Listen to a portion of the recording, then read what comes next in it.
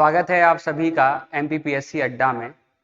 सबसे पहले मैं शुभकामनाएं देना चाहूंगा आप सभी लोगों को जिन लोगों ने प्रारंभिक परीक्षा यानी प्रीलिम्स को उत्तीर्ण किया है, और आप सभी लोगों के लिए एमपीपीएससी अड्डा की तरफ से आगामी चुनौतियों के लिए ढेर सारी शुभकामनाएं। प्यारे साथियों, जैसा कि आप सभी लोग देखते हैं कि प्रारंभिक परीक्षा के इतर अगर हम मुख्य परीक्षा की तरफ थोड़ा सा ध्यान केंद्रित करते हैं तो हमको पता चलता है कि कुछ हमारे सामने कुछ नवीन सब्जेक्ट्स यानी कुछ आप बोल सकते हैं कि नए टॉपिक्स से हम लोगों का सामना होता है, और उन्हीं नए टॉपिक्स में से एक नया टॉपिक है हिंदी। अगर मैं इंग्लिश मीडियम वाले विद्यार्थियों के हिसाब से देखूं तो मुझे ऐसा कुछ समझ में आता है कि उनके लिए हिंदी न केवल एक सब्जेक्ट है, बल्कि उनके लिए एक नहीं बल्कि दो दो पेपर के अंतर्गत हिंदी विषय उनका कवर किया जाता है। इसलिए आप सभी लोगों से ये गुजारिश है कि आप क्लास जब भी देखना शुरू करें तो एज अ डेमो लेक्चर ना देखते हुए अपने साथ में कॉपी और पेन लेकर के बैठें, क्योंकि हम आज से 5 मिनट के बाद जो भी चर्चा करने वाले हैं वो आपके लिए एग्जाम में बेशक यूजफुल रहने वाले हैं, और आपको बहुत ज्यादा मजा आने वाला है। बहुत अच्छे आपको कंसेप्ट देखने को और सीखने को मिलेंगे। तो आप लोग अपने साथ में अगर आपने कॉपी और कलम लेकर नहीं बैठे हुए हैं तो लेकर बैठ जाएं, क्योंकि हम लोग बहुत कुछ अच्छा पढ़ने वाले हैं। चलिए देखते हैं तो आज हम लोग किन चीजों पर चर्चा करेंगे, देखिएगा, है ना। जैसा कि आप सभी लोग देख रहे हैं कि मेरे साथ आप सभी लोग आज की इस कक्षा में जहां से शुरुआत कर रहे हैं वहां पर हिंदी भाषा का जो हिंदी भाषा के रूप में जो 5वां प्रश्न पत्र है उसके अंतर्गत 200 अंकों के लिए हम लोग संघर्ष करेंगे। और हम पूरी कोशिश करेंगे कि अभी तक इंग्लिश माध्यम के विद्यार्थी जो हिंदी में बेहतर स्कोर करने से वंचित रह जाते हैं, अगर मेरे साथ आप प्रॉपर तरीके से काम करेंगे तो आपका स्कोर उतना ही बेहतर आएगा जितना कि एक हिंदी माध्यम के विद्यार्थी का होता है। कोई बहुत ज्यादा डरने वाली बात नहीं है, क्योंकि हम लोगों की भी मातृभाषा हिंदी ही है, तो हमें इतना कोई इश्यू उसमें आने वाला नहीं है। तो हिंदी भाषा के अंतर्गत पूरा सिलेबस क्या है वो आप लोगों को बहुत अच्छे से पता है, मैं उसमें समय खराब नहीं करूंगा। लेकिन चूंकि पहली क्लास है हम लोगों की लिए, तो हम लोग चाहेंगे कि सिलेबस पर चर्चा ना करते हुए, व्याकरण की परिभाषा पर चर्चा ना करते हुए, हम लोग पूरी कोशिश करें कि आज से ही हम कुछ ना कुछ सीखना शुरू कर देते हैं। तो जैसा कि मैं आप सभी लोगों को बताना चाह रहा हूं कि आज हम लोग हिंदी का सबसे महत्वपूर्ण अध्याय या सबसे महत्वपूर्ण टॉपिक पर डिस्कस करेंगे, और टॉपिक का नाम है हिंदी भाषा का उद्भव एवं विकास। बात समझने की कोशिश करिएगा, इसमें दो शब्द हैं, एक है उद्भव और एक है विकास। ये दोनों शब्द अपने आप में ये क्लियर कर लेते हैं कि हिंदी भाषा का उद्भव यानी उसका जन्म होना एक अलग प्रक्रिया है, वहीं दूसरी तरफ हिंदी भाषा का विकास होना एक अलग प्रक्रिया है। जैसे ठीक उस प्रकार से बच्चे का जन्म होना एक अलग संस्कार है और बच्चे का नामकरण होना एक अलग संस्कार है। ठीक उसी प्रकार से आप देखेंगे कि हिंदी भाषा का जन्म होना और हिंदी भाषा की उन्नति होना दोनों अलग अलग प्रक्रियाएं रहेंगी। हिंदी भाषा के उद्भव और विकास टॉपिक को अगर आप 2019 की मुख्य परीक्षा तक देखेंगे तो वहां पर आपको 5 से 6 प्रश्न आराम से देखने को मिल जाते हैं। कई बार ऐसा भी हुआ है 8 क्वेश्चन और 9 क्वेश्चन तक पूछे गए हैं। अब चूंकि आपको पता है कि अगर आप सिलेबस को देखेंगे तो 25 यानी 25 लघुत्तरीय प्रश्न है ना, और उसके अंतर्गत प्रत्येक प्रश्न के लिए 3 अंक निर्धारित किए गए। और ये मेरा दावा है, ऑनलाइन कक्षा है, आप लोग देख भी रहे हैं, और ये मेरा दावा है कि इस टॉपिक से आपको मिनिमम 8 और मैक्सिमम 10 प्रश्न आपको देखने को मिलेंगे। अगर हम काउंट करते हैं, अगर किस्मत हमारी ठीक रही, अगर मान लीजिए कि 10 क्वेश्चन आपको परीक्षा में देखने को मिल गए, तो आप यकीन मानिए कि आपको इस टॉपिक में 30 नंबर लेने से कोई नहीं रोक सकता। अब चूंकि सेक्शनल विभाजन आप लोगों ने अभी बाकी सभी पेपर्स के अंतर्गत देखा, और आप देखते हैं कि एक यूनिट 30 अंकों की है, तब ऐसी स्थिति में अगर आपको मान लीजिएगा 5 से 6 घंटे के अंतर्गत 30 अंक पक्के हो जाते हैं, एकदम कंफर्म हो जाते हैं, तो मुझे लगता है कि हिंदी को पढ़ने में आपको बहुत ज्यादा फायदा होगा। तो चलिए देखिएगा, तो टॉपिक का नाम है हिंदी का उद्भव और विकास, अपनी कॉपी पर लिख लीजिएगा। और इस टॉपिक में संभावित अंक आप लिख सकते हैं 25 से 30 अंक आपको इस टॉपिक से मिलेंगे। और इस टॉपिक के अंतर्गत किन किन महत्वपूर्ण बिंदुओं पर हम लोग चर्चा करेंगे उनको भी आप लोग देख सकते हैं। अब वो कौन कौन से महत्वपूर्ण बिंदु हैं वो आपके सामने लिखे हुए हैं। हाँ, एग्जाम के अंतर्गत जो प्रश्न आएंगे उनसे मैं भली भांति परिचित हूं। आप अगर बैक ईयर क्वेश्चन पेपर देखेंगे तो आपको आइडिया भी लग जाएगा। तो मेरा खुद का पढ़ाने का फॉर्मेट है, और उस फॉर्मेट के अंतर्गत मैं कोशिश करता हूं कि हिंदी की समझ विकसित करें। हिंदी की समझ जब विकसित करेंगे तब आपको ये भी समझ में आएगा कि वास्तव में जो हिंदी की समझ हम लोग विकसित कर लेंगे, उससे हमारे हिंदी के प्रश्न पत्र के अंतर्गत हम बहुत सारे क्वेश्चन सॉल्व कर सकेंगे। तो जो चर्चा के बिंदु रहने वाले हैं उनके कॉपी पर लिख लीजिएगा आप। जैसे पहला है हिंदी राष्ट्रभाषा या राजभाषा। मतलब इस पॉइंट्स के अंतर्गत हम लोग कहीं ना कहीं अगर देखें तो राष्ट्रभाषा और राजभाषा की परिभाषा से तो परिचित हो ही जाएंगे, इसी के साथ साथ हम एक विवाद को भी सॉल्व कर लेंगे कि आखिर हिंदी को हम राजभाषा का दर्जा दें या राष्ट्रभाषा का दर्जा दें। एक विवाद भी सॉल्व होगा जो हो सकता है आपके निबंध लेखन में, या मैं कहूं बहुत सारे छोटे मोटे बिंदुओं के अंतर्गत आपके लिए यूजफुल रहेगा। इसके अलावा दूसरा पॉइंट रहेगा हिंदी भाषा का जन्म एवं नामकरण। अब देखिएगा, फोकस करिएगा, अगर मैंने कहा है कि जन्म एवं नामकरण तो दोनों अलग अलग प्रकार की प्रक्रियाएं रहेंगी। तो यहां से भी प्रश्न बन ही जाते हैं कि आखिर बताइए कि हिंदी की आदि जननी कौन है, या हिंदी भाषा का जन्म किस भाषा से हुआ है। और साथ ही साथ में दूसरा प्रश्न भी बन जाता है कि हिंदी किस भाषा का शब्द है। तो प्रश्न यहां से भी एक बना हुआ है, प्रश्न यहां से भी बना हुआ है, और प्रश्न यहां से भी बना हुआ है। तो हर एक पॉइंट के अंतर्गत बहुत सारे प्रश्नों का समावेश है। तीसरा पॉइंट आपके सामने लिखा हुआ है, चौथा पॉइंट आपके सामने लिखा हुआ है, आप लोग देख सकते हैं। मैं कोशिश कर रहा हूं कि जल्दी हम महत्वपूर्ण बिंदुओं पर आ जाएं। इसके अलावा अगर आप देखेंगे तो ये वाले पॉइंट भी हम लोग डिस्कस करेंगे।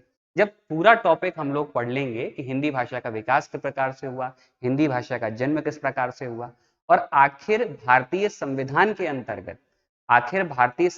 के अंतर्गत हिंदी की वैल्यू किस प्रकार की है, भारतीय संविधान हिंदी को एज ए ऑफिशियल लैंग्वेज स्वीकार करता है या एज ए नेशनल लैंग्वेज स्वीकार करता है, उस चीज पर भी हम लोग चर्चा कर लेंगे। और लास्ट में महत्वपूर्ण तथ्य मैंने इसलिए लिख दिया क्योंकि बाय द वे पढ़ाते समय कोई महत्वपूर्ण बात हम लोगों से बच जाती है तो उस बात पर भी हम लोग अंत में चर्चा कर लेंगे।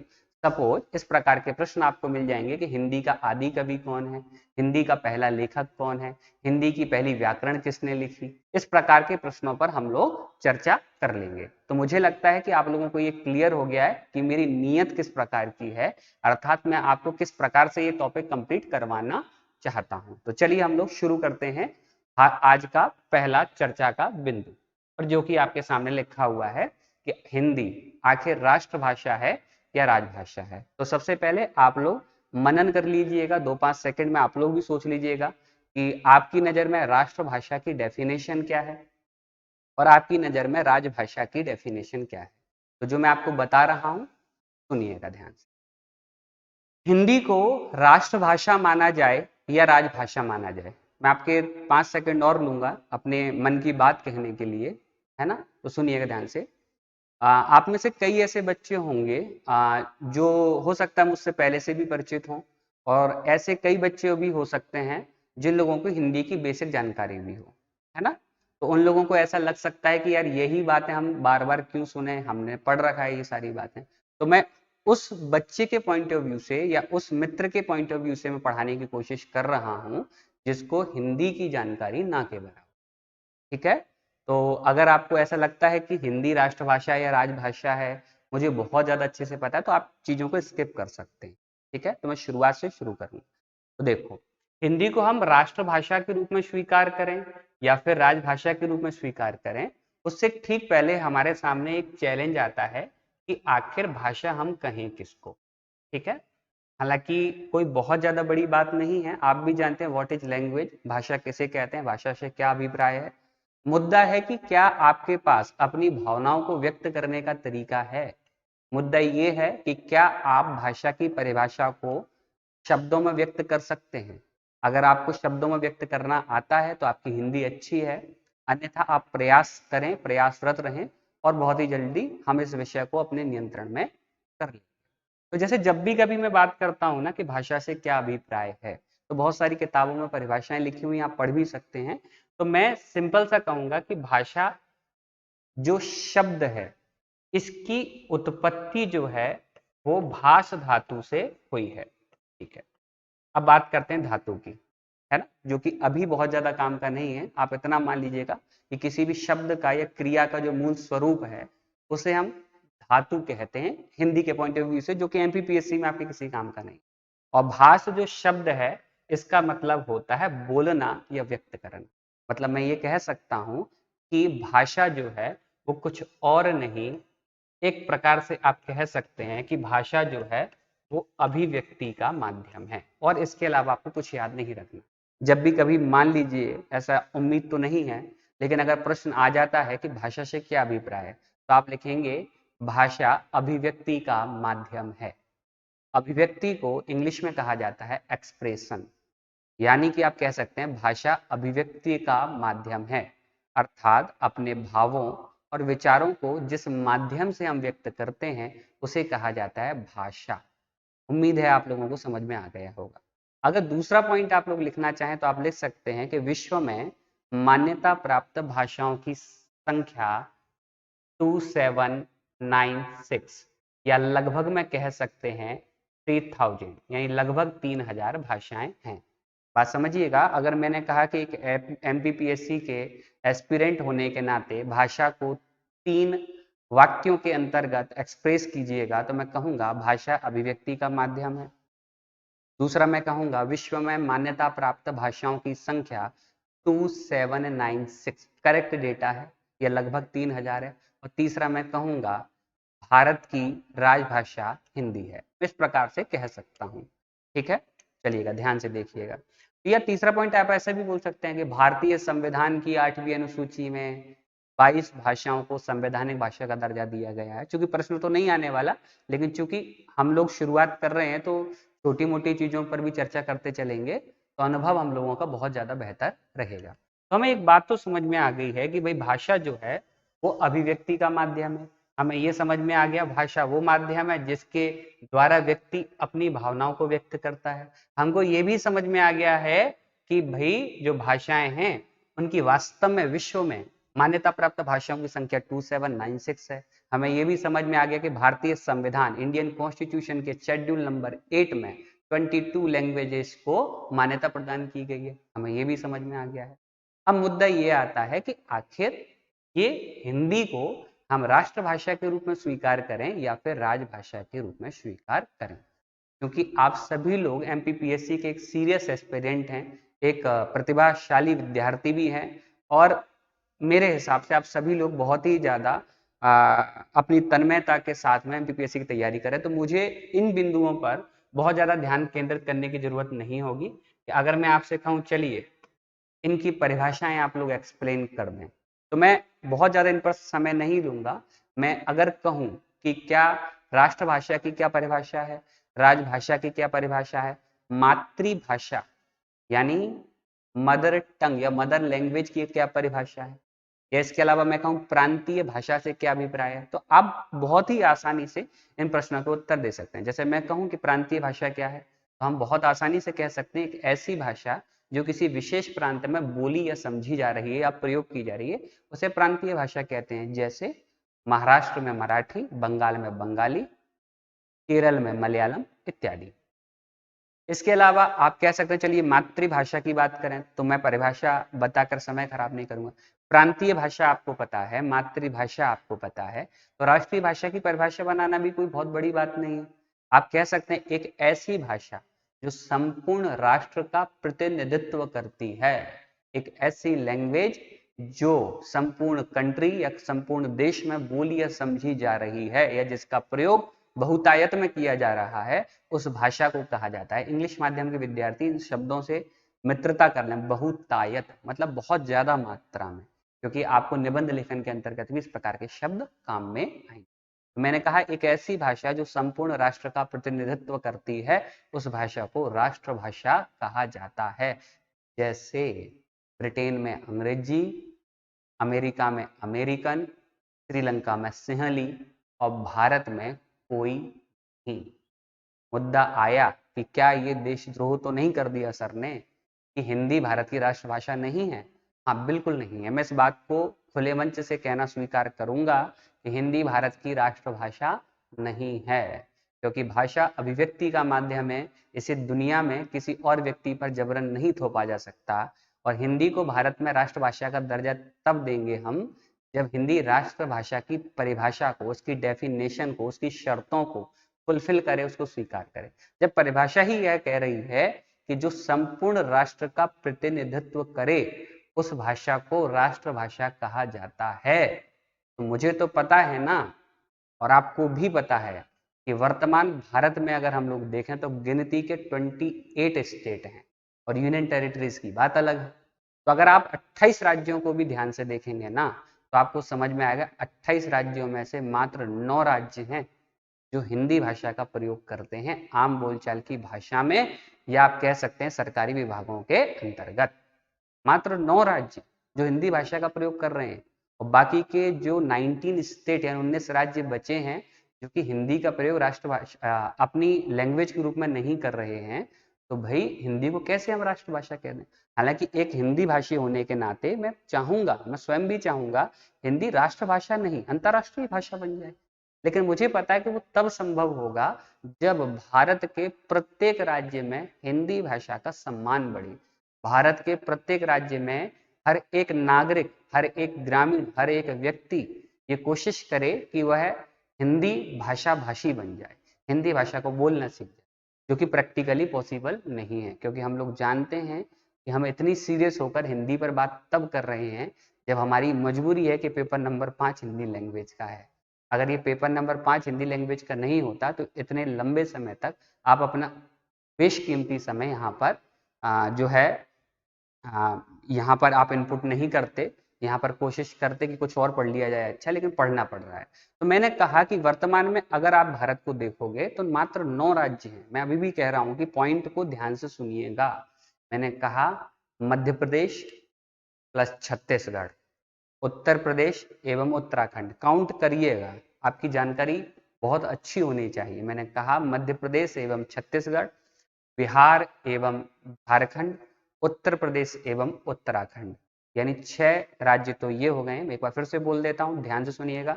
मध्य प्रदेश, छत्तीसगढ़, बिहार, झारखंड, उत्तर प्रदेश, उत्तराखंड, 6 राज्य ये हो गए।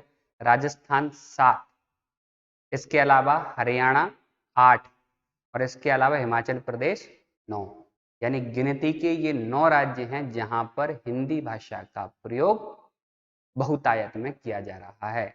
अब इन राज्यों के बाहर अगर आप देखेंगे तो पंजाब में पंजाबी, इसके अलावा आप कह सकते हैं कि कश्मीर में कश्मीरी, महाराष्ट्र में मराठी, गुजरात में गुजराती, केरल में मलयालम, तमिलनाडु में तमिल, आंध्र प्रदेश में तेलुगु और तेलंगाना में भी तेलुगु। ऐसे हर राज्य में अपनी एक रीजनल लैंग्वेज का प्रयोग किया जा रहा है, अपनी क्षेत्रीय भाषा का प्रयोग किया जा रहा है। हाँ, आपके मन में एक प्रश्न आ सकता है, आप में से एक आध व्यक्ति ऐसा हो सकता है जो ये कह दे कि कहाँ सर, बिहार में तो बिहारी बोली जाती है। आप में से कोई व्यक्ति ये भी कह सकता है कि सर हरियाणा में तो हरियाणवी बोली जाती है। तो मेरा ये कहना है कि आप समझिए इस चीज को कि हरियाणवी बोलने का एक तरीका या बिहारी बोलने का एक तरीका हिंदी के अंतर्गत ही आता है। ये ठीक वैसा ही है जैसे आप समझिएगा, जैसे मान लीजिए मैं मध्य प्रदेश का निवासी हूँ और मैंने यहाँ पर ये देखा है कि अगर हम चंबल क्षेत्र में जाते हैं तो वहाँ बोलने का तरीका एक है।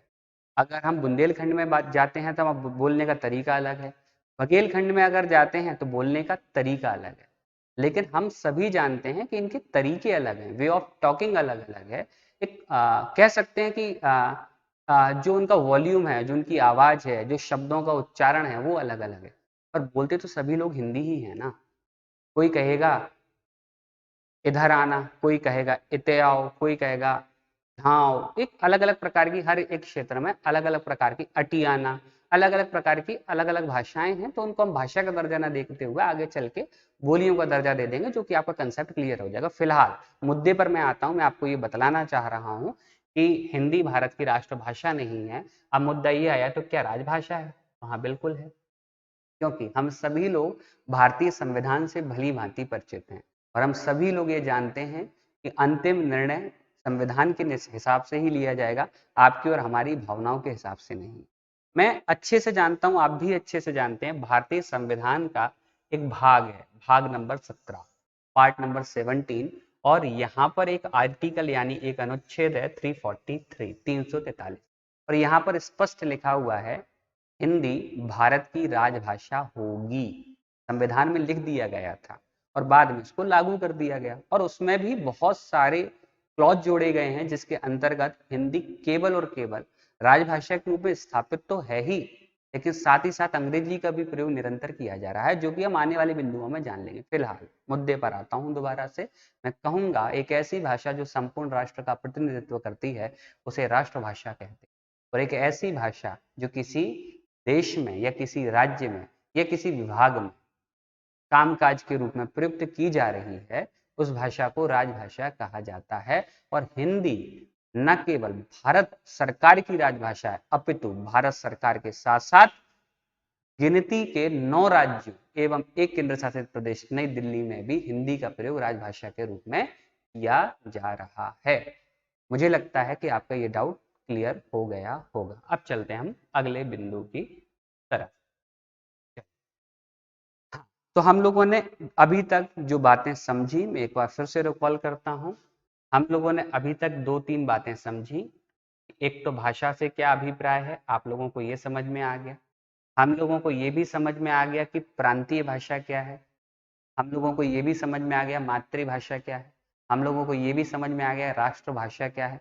हम लोगों को ये भी समझ में आ गया कि राजभाषा क्या है। हमें ये सारी बातें समझ में आ गई।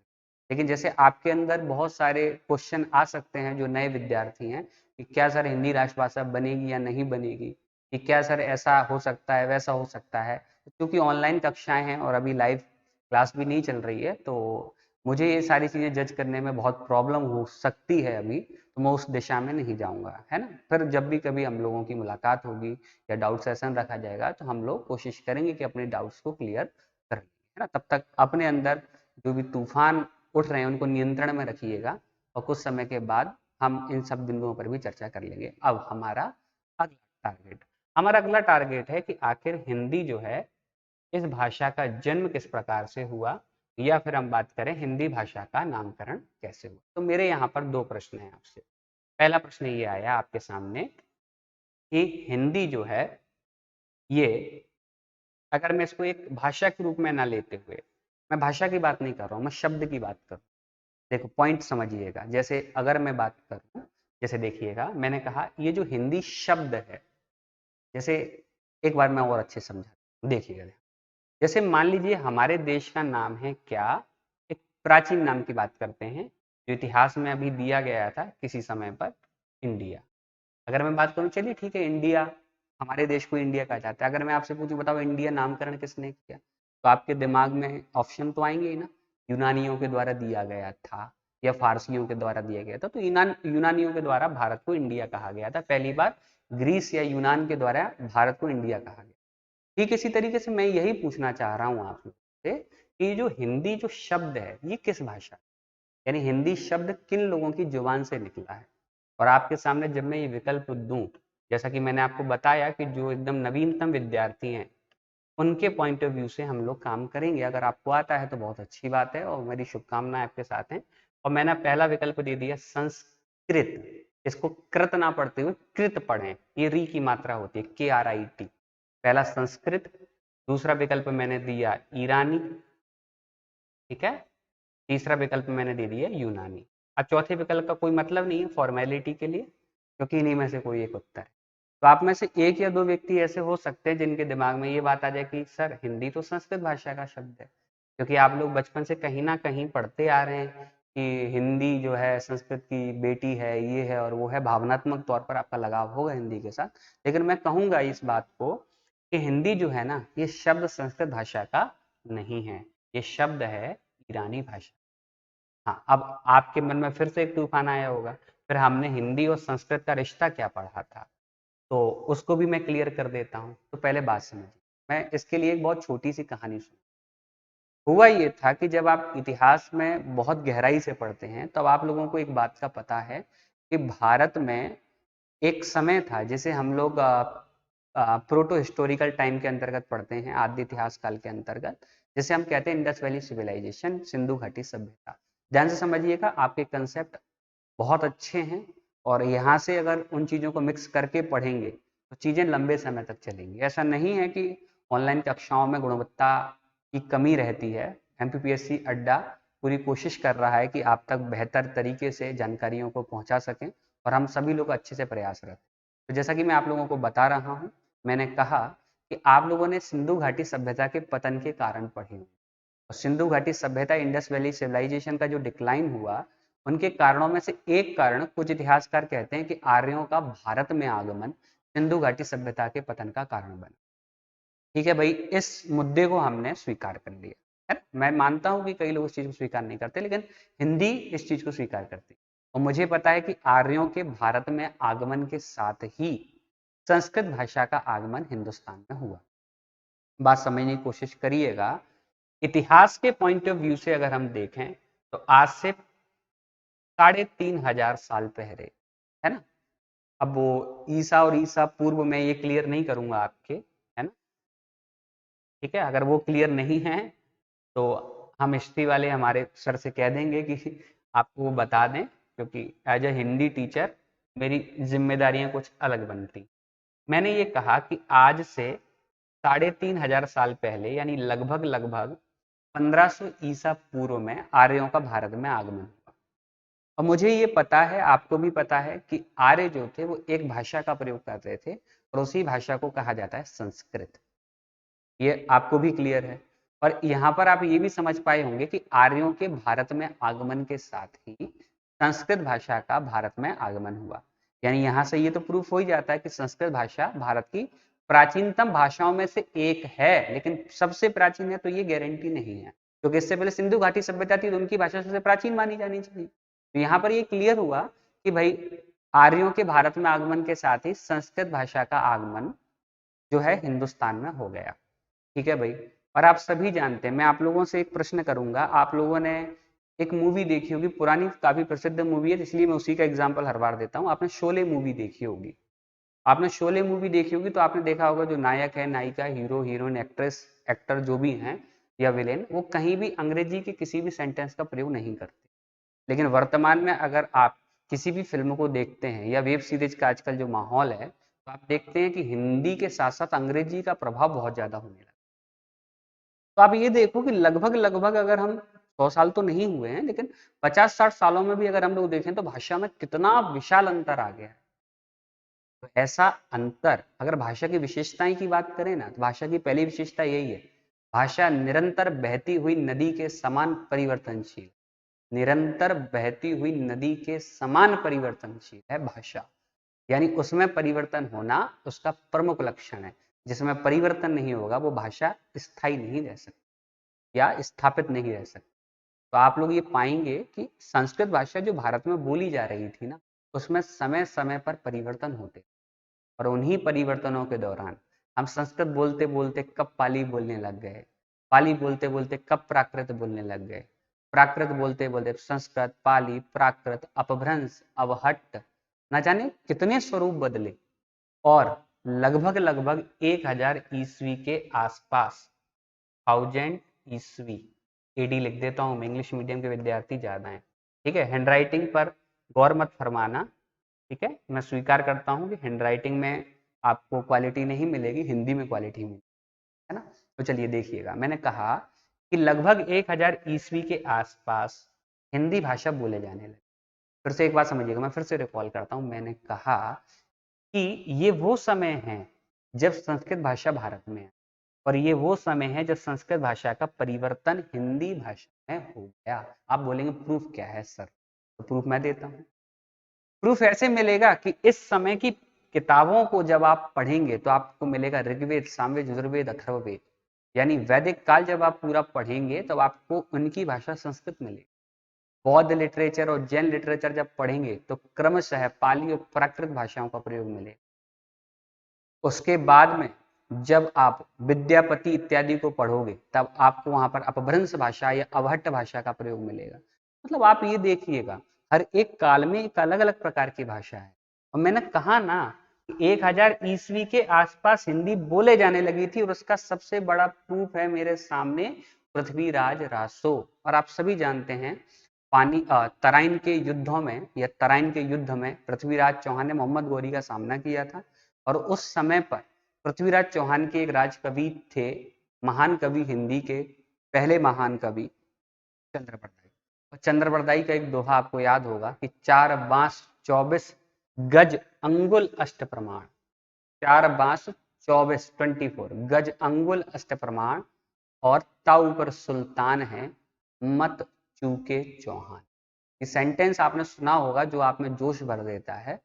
तो ये जो सेंटेंस या ये दोहा या ये मैं काव्य की बात करूं तो ये इस प्रकार से एकदम क्लियर कर देता है कि हाँ, एक सेंटेंस समझ में आया कि लास्ट में लिखा हुआ है मत चूके चौहान, ये तो समझ में आया।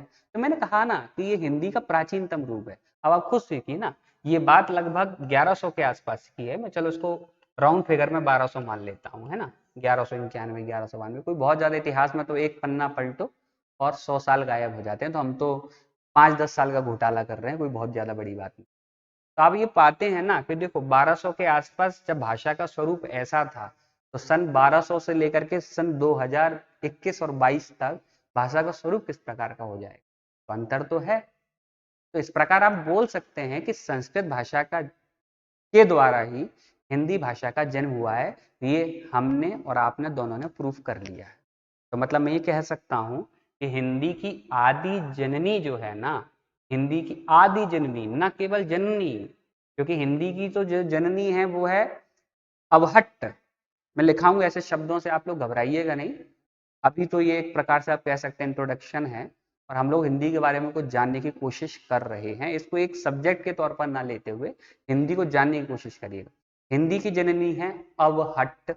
अवहट्ट से पहले जो भाषा थी, ये कोई राक्षसों के नाम नहीं है, ये भाषाओं के नाम है। जैसे हम बोलते हैं ना संस्कृत, ऐसी एक भाषा थी अवहट्ट। मैंने कहा हिंदी से ठीक पहले भाषा थी अवहट्ट। अवहट्ट से ठीक पहले भाषा थी अपभ्रंश।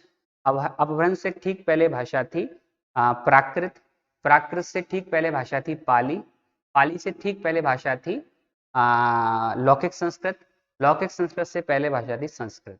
तो हिंदी की जननी नहीं है संस्कृत, आदि जननी संस्कृत है। मतलब आप बोल सकते हैं हिंदी की माँ, फिर उसकी माँ, फिर उसकी माँ, ऐसे कर करके क्रम से आप संस्कृत तक पहुंच जाते हैं। तो मैं ये कह सकता हूँ हिंदी भाषा की आदि जननी है संस्कृत। अब मुद्दा आया कि नाम किसने रखा। चलो, हिंदी को जन्म तो संस्कृत ने दिया, पर क्या नाम भी यही रखेगी? तो ऐसा जरूरी नहीं है। तो इसकी कहानी जो शुरू होती है वो होती है ईरानियों के आगमन के साथ ही। आपको पता है कि इतिहास में बहुत सारे परिवर्तन और बहुत सारी घटनाएं देखने को मिलती हैं, और उन्हीं घटनाओं में से एक महत्वपूर्ण घटना थी भारत का नाम परिवर्तन होना। और ये जो घटना है वो जुड़ी हुई है सिंधु नदी से। मैं एक बार क्लियर कर देता हूँ, और आपके दिमाग में मैप होगा भी, और मैं कोशिश करता हूँ कि मैप ना बनाते हुए, क्योंकि कोई जरूरत की बात भी नहीं है, मैं आपको ऐसे ही समझा देता हूँ। आप लोगों ने जब भारत के भूगोल को देखा हो तो उस समय पर आप लोगों ने देखा होगा कि भारत के उत्तरी भाग से एक नदी प्रवाहित होती है। चलिए मैं बना ही देता हूँ। आप में से कई लोग हो सकता है दिमाग में मैप ना भी हो, ऐसे भी स्टूडेंट हो सकते हैं जो मेंस की तैयारी पहले कर रहे हो प्रीलिम्स की बाद में। तो मैं अपना कर्तव्य पूरा कर देता हूँ। जैसे आप लोगों ने देखा होगा भारत के उत्तरी भाग से सिंधु नदी का प्रवाह हुआ है। ये चूंकि ज्यादा लंबी चली गई है ना, इतनी लंबी नहीं जाने देना। चलिए कोई बात नहीं, कोई जल्दबाजी नहीं है, मैं दोबारा से बना देता हूँ। क्या, चलिए देखो, ये माफ कीजिएगा, आपका समय थोड़ा बर्बाद किया। चलिए देखो, जैसे भारत के नक्शे पर अगर हम देखें तो उत्तरी भाग में एक नदी प्रवाहित होती है, सिंधु नदी। और आपको पता है ये सिंधु नदी जिस देश के नजदीक से प्रवाहित होती है वो है परम पड़ोसी और महागद्दार पाकिस्तान। उसके ठीक ऊपर अफगानिस्तान, और उसके लगभग ऊपर एक देश पड़ता है जिसका नाम है ईरान। ठीक है, ईरान, जिसे हम आर्यों की भूमि भी कहते हैं, ईरान जिसे हम फारस भी कहते हैं, ईरान जिसे हम पर्सिया भी कहते हैं। तो एक ही देश के कई नाम हैं। जब ये ईरान के नागरिक भारत में आते थे ना, तो आते समय पर यहाँ के लोकल के लोगों से, सिंधु नदी के आसपास के लोगों से ये पूछा करते थे। मैं आपको बता देता हूँ, सिंधु नदी के आसपास के एरिया में आकर पूछा करते थे कि बताइए मालिक, हम किस एरिया में आ गए, हमको अपनी बुक्स में लिखना है, जिससे आने वाले समय में हम अपनी पीढ़ी को ये बता सकें कि भारत जाने का रास्ता क्या। हमारे लोगों ने बोला कि दादा ये तो सिंधु नदी है। तो ईरानियों ने बोला अच्छा हिंदू नदी है। बोले नहीं नहीं नहीं सिंधु। बोले नहीं नहीं, अच्छा वही तो बोल रहे हैं। बोले हिंदू। तो हमारे लोगों को बात समझ में आ गई, यार इन लोगों की जुबान में कुछ कमी है। तो जुबान में जो कमी या कुछ खासियत मैं कहूँ तो वो ये निकल के आई कि ये लोग स का प्रॉपर उच्चारण करते थे ह, मतलब बोलने की कोशिश करेंगे स पर प्रोनाउंसिएशन होगा ह। आज भी राजस्थान के मारवाड़ क्षेत्र में इस प्रजाति के कुछ लोग रहते हैं जिनका वास्तव में आज भी उच्चारण इस प्रकार का है। सड़क की जगह हड़क बोलते हैं, सब्जी की जगह हब्जी बोलते हैं। आपको समझ में आ गया होगा। तो इन लोगों ने जब सा को ह कहा तो इन्होंने कहा कि ये सिंधु नहीं, ये हिंदू नदी है और सिंधु नदी के पार का स्थान हिंदुस्तान है। सिंधु नदी के पार का स्थान, सिंधुस्तान की जगह हिंदुस्तान, रहने वाले लोग हिंदू कहलाए और उनके द्वारा बोले जाने वाली भाषा। इस प्रकार से मैं ये कह सकता हूँ कि हिंदी जो शब्द है या ये जो नामकरण है वो ईरानियों के द्वारा या फारसियों के द्वारा दिया। उम्मीद है ये बात समझ में आ गई होगी। मैं फिर से एक बार, मेरी आदत में है फिर से बार बार समझाने का। मुझको ऐसा लगता है कि कहीं ऐसा ना हो कि कहीं कोई कमी रह गई हो, किसी के मन में कोई डाउट रह गया हो, तो वो पूरी तरीके से क्लियर हो जाए तो बहुत अच्छा रहेगा। तो चलिए, अब हमारा अगला जो टॉपिक रहेगा वो रहेगा कि हम हिंदी की बोलियां और विभाषाओं पे चर्चा करें। लेकिन उसके ठीक पहले हमें ये भी जानना पड़ेगा कि बोलियां किन्हें कहते हैं, हमें ये भी जानना पड़ेगा विभाषाएं किन्हें कहते हैं, क्योंकि अल्टीमेटली प्रश्न आपके 1 से 2 प्रश्न यहाँ से बनने वाले हैं और मैं गारंटी के साथ बोल रहा हूँ, ऑनलाइन क्लास है, यहाँ पर हम बत्तीबाजी भी नहीं कर सकते, जो भी बोलेंगे क्लियर बोलेंगे। मैं आपको फिर से बता देता हूँ, इस टॉपिक पर क्लास हम नेक्स्ट सेशन में करेंगे क्योंकि बहुत ही महत्वपूर्ण टॉपिक है। मुझे पानी भी पीना है, तो मैं सोच रहा हूँ कि अभी ठीक है, अभी अभी के लिए इतना पर्याप्त है आप लोगों के लिए। एक बार फिर से देखिएगा, आज हम लोगों ने बहुत ज़्यादा समय में कम बातें जानी, आने वाले समय में कम समय में आपको ज़्यादा बातें जानने को मिलेंगी। शुरुआत है, शुरुआत इसी प्रकार से होती है। हम लोगों ने आज चर्चा की हिंदी राष्ट्रभाषा या राजभाषा, वो क्लियर हो गया हमारा। इसके अलावा भाषा से क्या अभिप्राय है वो क्लियर हो गया हमारा। और हमें ये भी समझ में आ गया कि हिंदी भाषा का जन्म कहाँ से हुआ है और कितने प्रक्रम के बाद हुआ है। और हमें ये भी समझ में आ गया है कि हिंदी भाषा का नामकरण किस प्रकार से हुआ है। और जब हमारा अगला सेशन होगा हम बोलियों और विभाषाओं पर चर्चा करेंगे और उम्मीद है कि आप इन टॉपिक्स को पढ़कर आएंगे या बैठेंगे। अगर नहीं भी पढ़कर बैठेंगे तो मैं आपका क्लियर कर दूंगा, है ना। तो हिंदी को लेकर आप बिल्कुल भी टेंशन ना लें, बेफिक्र रहें और बहुत अच्छा हम लोगों का अनुभव रहेगा, ऐसी मुझे उम्मीद है। बस आप लोग ध्यान से पढ़ें, कॉपी और कलम लेकर ही बैठिएगा। और एमपीपीएससी अड्डा की तरफ से आज के लिए आप सभी लोगों को बहुत बहुत धन्यवाद।